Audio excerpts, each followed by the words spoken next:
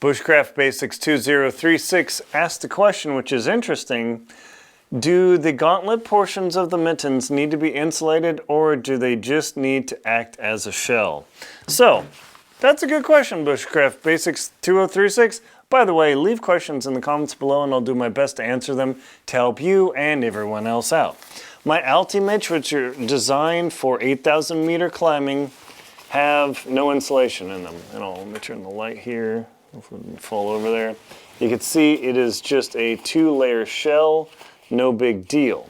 But compare that to my black diamond gloves, which are thicker but not as warm. And they are loaded with Primaloft. There is a little bit of gauntlet here that has some fabric, but the inner liner with the Primaloft actually starts pretty early. So when I put my hand in there, it adds a little bit of insulation down the wrist.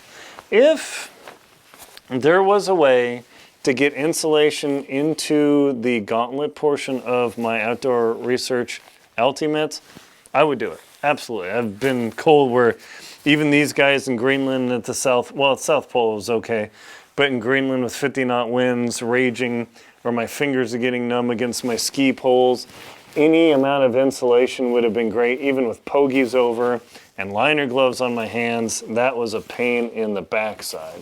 So if you can get gauntlet gloves with insulation in here, it is huge, because just like when I'm wearing my insulated custom outdoor research gaiters, where I put the insulation over my legs, that extends the warmth to your feet as well. So being able to keep your wrist warm, even though there's not a lot of meat on your wrist, unless you're super bulky, and even then, keeping your wrist warm will make a difference. Because when I've had my wrist cold, my fingers get cold. If for some reason I'm exposed, I'm checking my watch, looking at the time, my wrist gets exposed a little bit.